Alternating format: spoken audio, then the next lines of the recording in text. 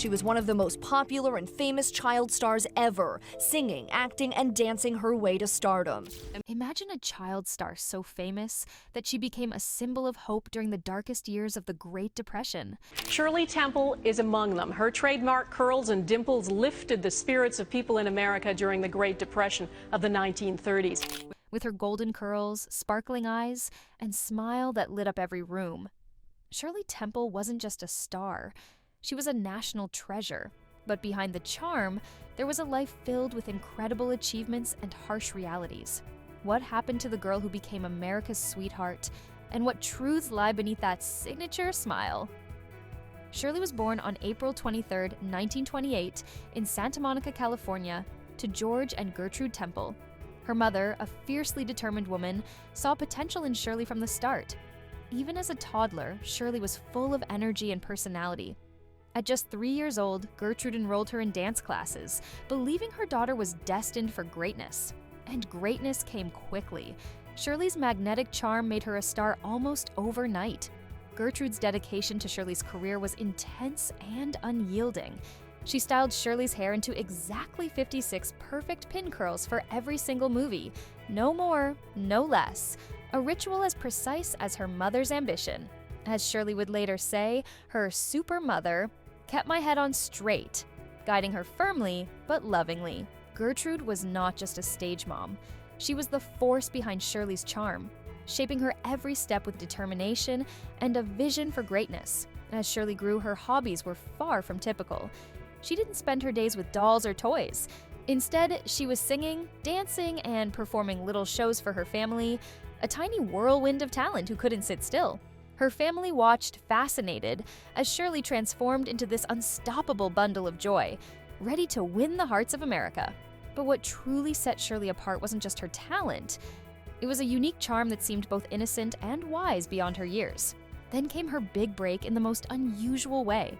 At just 3 years old, a talent scout discovered her and cast her in a series of short films called Baby Burlesques.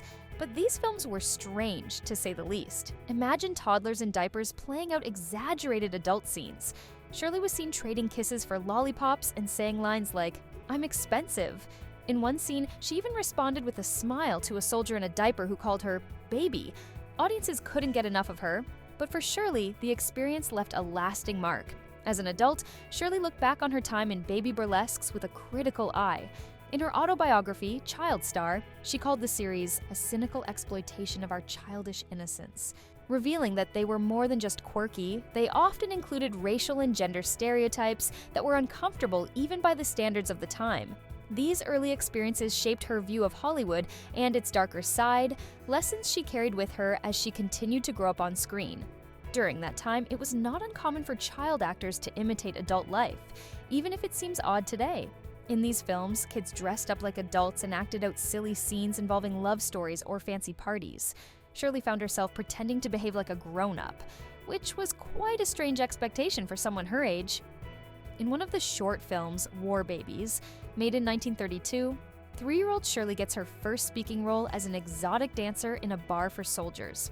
She wears a little off-the-shoulder dress and performs for a group of shirtless toddlers pretending to be army men, complete with big safety pins in their diapers. In this bizarre setup, 2 soldiers give her lollipops, and she comically finds herself cheating on one with the other. They both call her Baby, and she affectionately refers to her main guy as Mon cher Capitaine. This film also marked her first on-screen kiss before she even turned 5. Another film, Politics in Washington, features 4-year-old Shirley as a character who seems to be a mistress to a toddler senator. The boys in this film are still shirtless, but now they don oversized hats and capes to look like government officials. When we first meet Shirley, she's filing her nails while wearing a little bra. Then, she receives a call from a top hat-wearing toddler, instructing her to go charm a senator to get him to work. Upon entering, she greets the senator draped in pearls, claiming she's there to entertain him. The working conditions on these sets were tough, with long hours and intense pressure. If Shirley or any of the other child actors didn't perform well, they faced strict punishments. One of the most frightening methods was known as punishment boxes. These small, dark boxes were used to isolate misbehaving kids.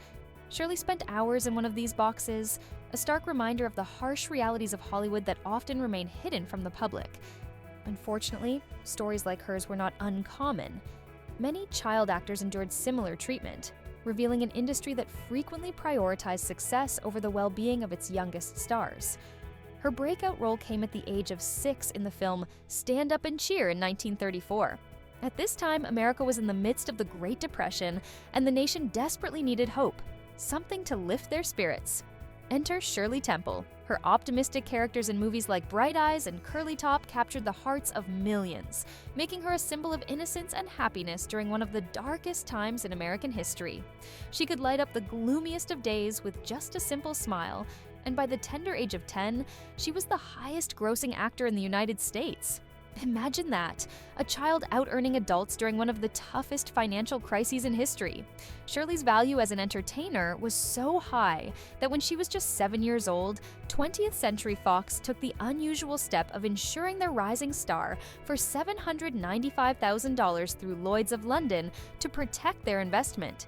The studio even included specific conditions. Shirley couldn't bear arms during war or become injured while intoxicated, an extraordinary measure for a child star. But even the Golden Girl of Hollywood was not immune to bizarre rumors and relentless scrutiny. One of the most persistent myths that haunted her was the idea that she was somehow a dwarf. Some claimed that she didn't lose her baby teeth as a child, leading to wild speculation that she was actually a small adult masquerading as a child. This strange rumor was fueled by her seemingly perfect appearance and poised demeanor, so perfect that many couldn't believe she was genuinely a little girl. The situation became so absurd that Shirley later recalled how the Vatican even sent investigators to confirm she was a real child and not an adult impersonating one. The truth? Shirley lost her baby teeth just like any other child. Filmmakers, however, got creative to hide the gaps, using dental caps or shooting her from angles that minimized the visibility of her missing teeth.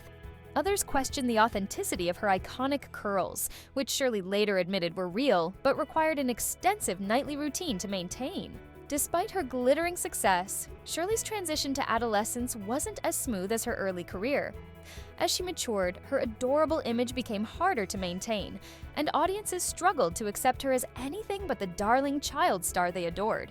Her teenage years were filled with challenges and awkwardness, as some of her later films failed to reach the same heights as her childhood hits.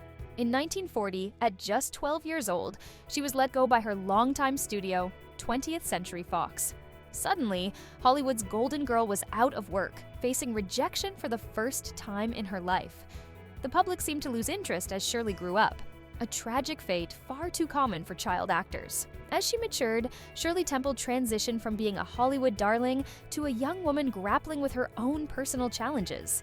At just 17 years old, she married John Agar, an actor and soldier. The marriage seemed like a fairy tale, a union of two Hollywood stars. But the reality quickly shattered that image.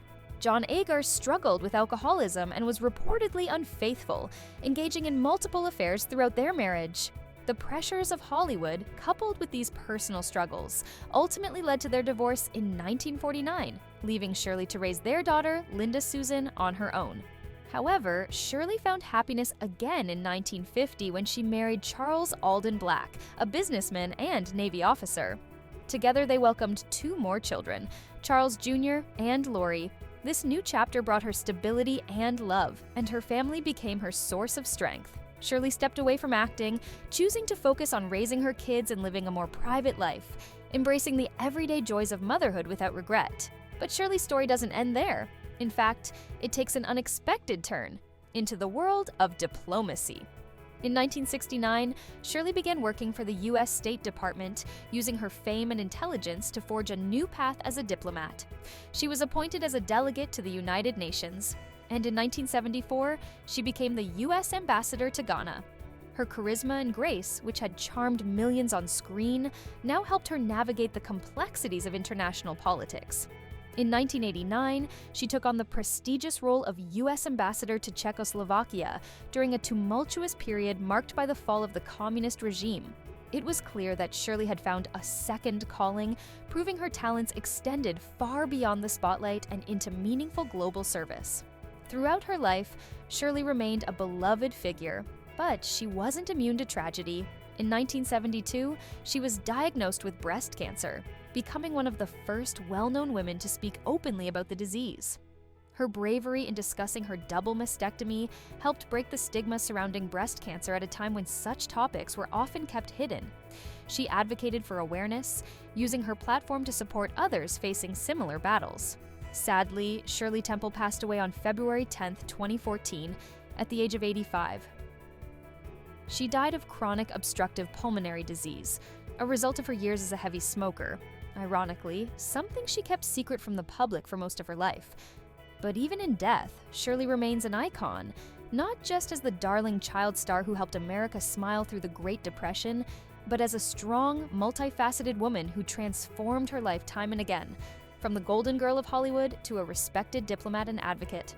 Shirley Temple's life wasn't always as picture-perfect as the movies she starred in, but perhaps that's what makes her legacy even more inspiring. She showed the world that you can be more than one thing, and that even when the spotlight dims, there are always new ways to shine. As we look back at Shirley Temple's amazing journey, where she starred in over 40 films and faced the challenges of fame from a young age, it's clear that her path wasn't always easy. Behind her bright smile and golden curls was a strong person who dealt with the pressures of Hollywood and life's ups and downs.